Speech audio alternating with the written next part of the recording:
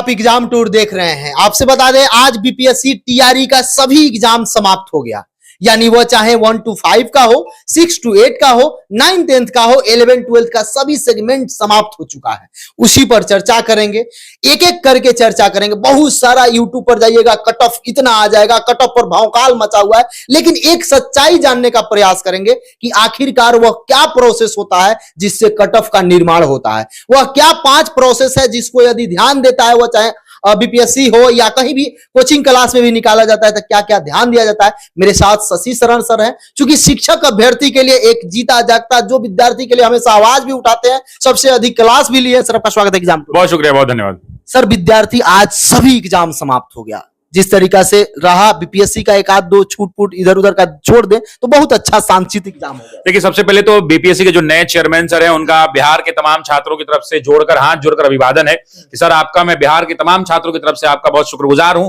कि आपने बिहार शिक्षक भर्ती के ऊपर जो ये पवित्रता का जो धब्बा लग गया था, जो पवित्रता जो है धूमिल हो गई थी पिछली परीक्षा के अंदर में, जिसे रद्द करना पड़ा था, इस बार आपने पवित्रता को कायम रखा और बिहार के लाखों लाख छात्रों की उम्मीदों पर आप जो है सटीकता के साथ खरे उतरे। आपका बहुत बहुत शुक्रिया, दिल की गहराइयों से मैं आपका शुक्रिया करता हूं।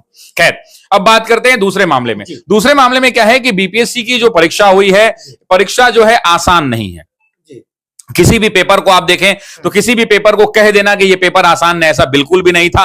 लोग अच्छे प्रश्नों को हल करके आए हैं और कहीं भी पेपर बहुत इजी नहीं मिला है, इक्का दुक्का छोड़ दिया जाए तो।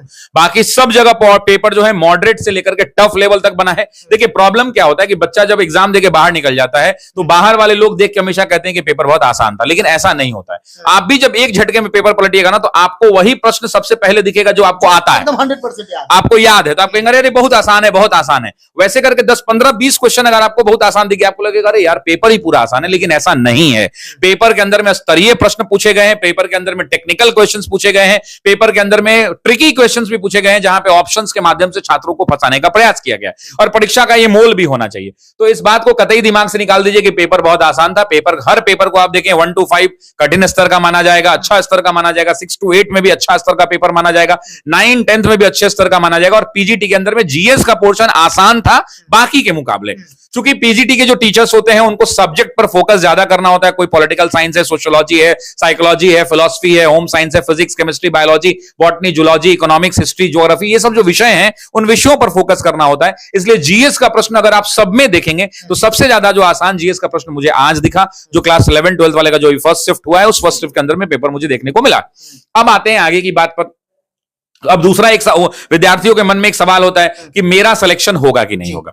एक बड़ा पॉइंट वाला सवाल होता है। तो मेरे भाई इस बात को समझिए कि आप तमाम उन वीडियोस में, ठीक है, जो लोग दावा कर रहे हैं, चूंकि ऑफिसर्स एकेडमी एक रेपुटेड इंस्टीट्यूट है, आप सबको पता है, और हमारी बातों को लोग बड़ी गहनता से सुनते हैं। तो मैं आपको फिर से वही बात कहना चाहता हूं कि कट ऑफ निर्धारित करने का काम आयोग का है। और इनफैक्ट अभी आप ना आयोग के चेयरमैन सर को भी कहिएगा कि सर बता दीजिए जनरल मेल का कितना जा रहा है और जनरल फीमेल का कितना जा रहा है, तो उनको भी नहीं पता। मेरा इतना आ रहा है और मेरा इतना आ रहा है तो होगा कि नहीं होगा। क्यों? इसके पीछे रीजन है। मान लीजिए कि 100 लोग परीक्षा दे रहे हैं, 100 ने अपने अपने अनुसार रंगा है, 5 लोगों का सिलेक्शन करना है। तो आयोग क्या करता है, पहले सारे पेपर करा लिए गए, ओएमआर जमा हो गए, ओएमआर अब आयोग के पास आएगा, मशीनों में डाला जाएगा, चेक किया जाएगा।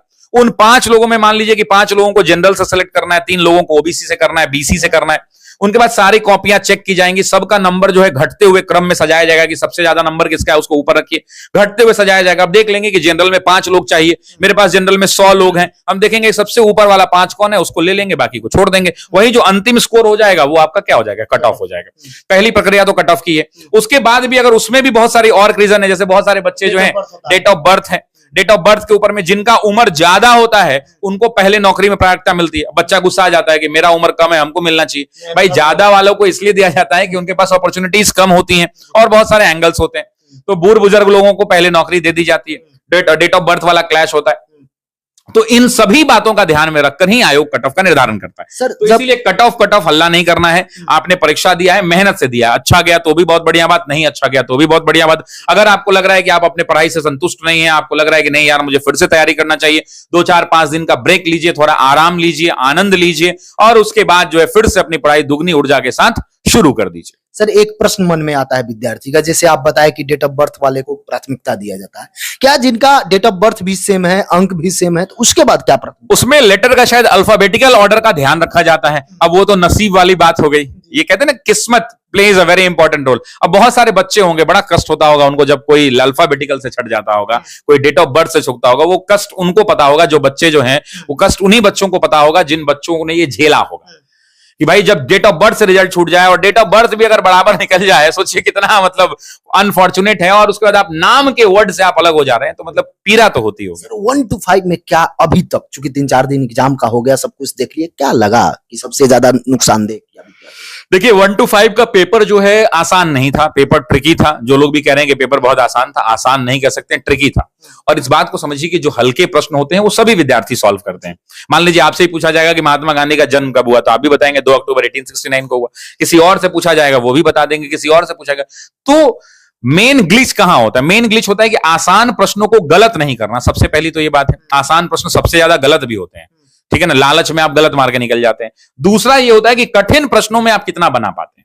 तो ये दोनों चुनौतियों को अगर आप देखते हैं तो बिहार लोक सेवा आयोग ने जो पीआरटी के पेपर को बनाया है वो ट्रिकी क्वेश्चंस बनाए गए हैं। इतना आसान प्रश्न नहीं था, मुंह से कह देना बहुत आसान है, लेकिन जो बच्चा परीक्षा देके आया है उस बच्चे को पता है कि हकीकत में पेपर आसान नहीं था, पेपर अच्छा स्तरीय पेपर था, और इसके अंदर में बच्चों को चुनौतियों का सामना करना पड़ा है। सर एक बात होता है, हम ही विद्यार्थी रहे, आप भी रहे, सबको अच्छा लगता है कि अच्छा प्रश्न आया, तो इसमें एक लेवल तक हम बना लिए, तो यानी मेरा तैयारी ठीक ठाक है, मेरा पोजीशन ठीक ठाक है, थोड़ा सा मेहनत करेंगे, अगर इसमें चढ़ते भी हैं तो आगे मेरा हो जाएगा। तो वो 1 to 5 के लिए ठीक ठाक स्कोर क्या होगा? ठीक ठाक किसी भी परीक्षा को आप जब देखेंगे, चाहे बिहार लोक सेवा आयोग के सिविल सर्विस की परीक्षा को देखें या संघ लोक सेवा आयोग यूपीएससी के एग्जाम्स को देखें, तो 55% से लेकर के 65% तक का एक जो अमूमन स्कोर देखा जाता है, ये एक नॉर्मल स्कोर होता है, जो 65% से लेकर के 75% के बीच में जो लोग लेकर के आते हैं, सॉरी 55 से लेकर के 65 तक जब लेकर के आते हैं, मान लीजिए कि 100 नंबर की परीक्षा है और कोई 55 से लेकर के 65 नंबर के बीच में लेता है, तो उनको लगता है कि मैं ठीक ठाक पोजीशन में हूं, सेफ हूं, अगर प्रश्नों का स्तर अच्छा है तो। अगर प्रश्न आसान है तो वैसी परिस्थिति के अंदर में 65 से लेकर के 75, 78, 80 तक भी लोग चले जाते हैं। तो ये कैसे डिपेंड होगा? ये डिपेंड होगा प्रश्नों के स्तर पर, और ये डिपेंड तभी हो पाएगा, और ये क्लियर कौन करेगा? आयोग ही क्लियर करेगा। तो थोड़ा इंतजार कर लेना चाहिए और वैसी परिस्थिति के अंदर में अपनी तैयारी को फिर से आगे बढ़ाना चाहिए। 6 to 8 कहां रुला दिया? 6 to 8 सबसे पहले इंग्लिश ने रुलाया, बहुत गलत हुआ इंग्लिश के साथ भाई। और अगर आपको लिटरेचर देना है, मेरा बहुत क्लियर इंस्ट्रक्ट बोलना है कि अगर आपको 6 to 8 के अंदर में लिटरेचर पूछना है, कोई बात नहीं, आप पूछिए। बिहार का बच्चा कमजोर नहीं है, वो पढ़ के जाके परीक्षा देगा भाई, पास करेगा, उसमें हिम्मत है। लेकिन अगर आप लिटरेचर पूछ रहे हैं तो उसको सिलेबस डिफाइन कर दीजिए कि आप बीए वाला किताब तक लिटरेचर पूछिएगा, कि भैया एमए तक पूछिएगा, कि नेट जेआरएफ तक पूछिएगा, कि क्या पूछिएगा। अमूमन ये देखा जाता है कि बच्चे जो 6 to 8 वाले होते हैं वो 6 to 8 का 9, 10 तक की किताबों का लिटरेचर करके जाते हैं, और वहां पे अब किस बार भद्द पिट गई है ना। तो वैसी परिस्थिति के अंदर में सिलेबस में क्लैरिटी मेरा निवेदन है आयोग से देना चाहिए, और आयोग हर बार चौंका रहा है। इस बार 9, 10 के इंग्लिश में क्या हुआ? अगर 9, 10 के इंग्लिश में क्या हुआ मैं आपको बताता हूं, पूरा उलट गया। जो पिछली बार पेपर हुआ था उसमें 15 क्वेश्चन सिर्फ लिटरेचर आया था, 65 ग्रामर आया था। इस बार 65 को लिटरेचर आया और मात्र 15 ग्रामर आया। अब बताइए कि बच्चा किस हिसाब से, टीचर भी किस हिसाब से पढ़ाएगा? पैटर्न पर, ट्रेंड एनालिसिस पर पढ़ाएगा। तो इंग्लिश के साथ ये ज्यादती हो गई, इंग्लिश का भद्द पिट गया भाई, इंग्लिश के बच्चों को नुकसान हो गया, और बच्चे परेशान है कि मेरे साथ गलत हो गया। इकोनॉमिक्स के अंदर में एक अचंबा देखने को मिला 6 to 8 के अंदर में। 6 to 8 के अंदर में इकोनॉमिकल ज्योग्राफी पूछ दिया गया, मतलब इकोनॉमिक्स स्कोर ना पूछ के वैसे विषय पूछे गए जिनका इकोनॉमिक्स और ज्योग्राफी दोनों से लेना देना है। एग्जाम्पल के तौर पर एग्रीकल्चर, एग्रीकल्चर में बहुत सारे ज्योग्राफिकल फैक्टर भी, मिट्टी कैसी है, मृदा कैसा है, पानी कैसा है, मौसम कैसा है, ये भी डिपेंड करता है। साथ साथ इकोनॉमी जो है, कृषि जो है, अर्थव्यवस्था से भी जुड़ी हुई है।